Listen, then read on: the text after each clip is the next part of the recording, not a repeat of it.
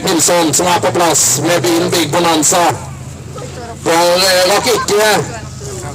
Rakk ikke tidsplanen dessverre svensken. Fikk problemer under testkjøring her. Og tidsplanen nå på plass.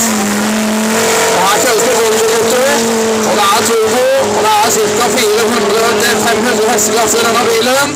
Og med 4 sylindere så tar han seg lekende lett til toppen. Erik Nilsson.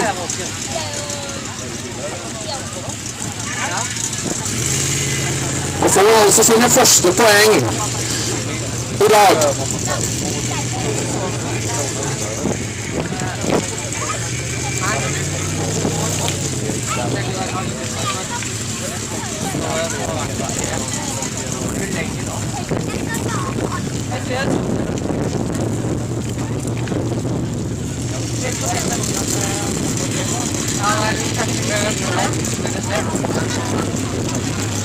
Så det spørs om ikke svensken velger å kjøre lenger ned før han vender for å få det mer fart.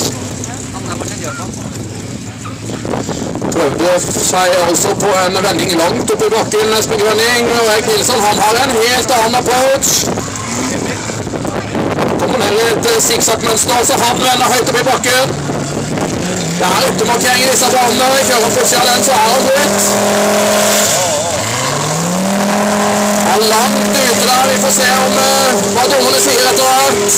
Prøver nå å kjøre seg mot toppen, hente fart fra side til side, Erik Nilsson. Men det går høyere fra svensken. Han har sikte på toppen, skal han klare det som første modified-bil?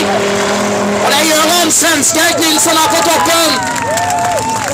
Så vi ser da hva dommerne sier om denne kjøringen her nede, om det innenfor.